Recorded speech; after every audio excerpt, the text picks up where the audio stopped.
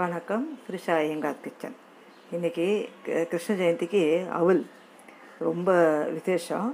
அவலை வச்சு ஒரு பகலாபாத்து, நம்ம தயிர் சாதம் கலக்கிற மாதிரி தான். சாதம் கலக்கிற பதில் அவலை கலக்க போகிறோம், அவ்வளோதான்.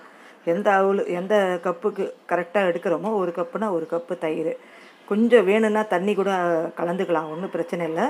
கொஞ்சம் பச்சை மிளகா, கொஞ்சோண்டு கிரேப்ஸ் வச்சுருக்கேன், அப்புறம் பொமகிரனட் வச்சுருக்கேன், ஒரு கொத்தமல்லி, கருவேப்பிலை. இப்போ இதை நல்லா அலம்பிட்டு எடுத்துகிட்டு வந்துடலாம். இங்கே பாருங்கள், நான் அவலை நல்லா அலம்பிட்டேன், ரொம்ப தண்ணி இல்லை.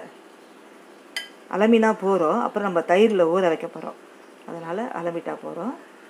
இப்போ இந்த அவலுக்கு தேவையான ஒரு அரை ஸ்பூன் உப்பு, அப்புறம் புளிப்புல்லாத தயிர்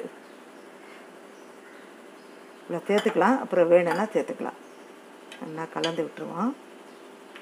நம்ம தயிர் சாதம் கலக்கிற மாதிரி தான். சாதம் போடுறோம், இது அவல் போடுறோம், அவ்வளோதான்.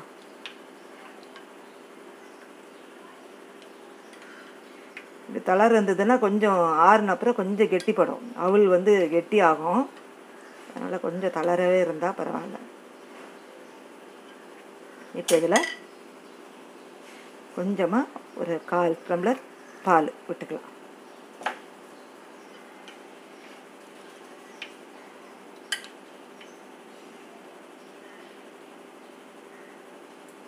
இப்படி இருக்கட்டும்.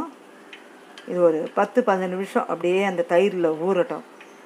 இன்னும் கொஞ்சம் இழுத்துக்கும். அப்புறம் இழுத்துன அப்புறம் இந்த தயிரை சேர்த்துக்கலாம். இது ஒரு ஸ்பூன் இருக்கும் மேக்ஸிமம், அவ்வளோதான். இது கொஞ்சம் ஊறட்டும்.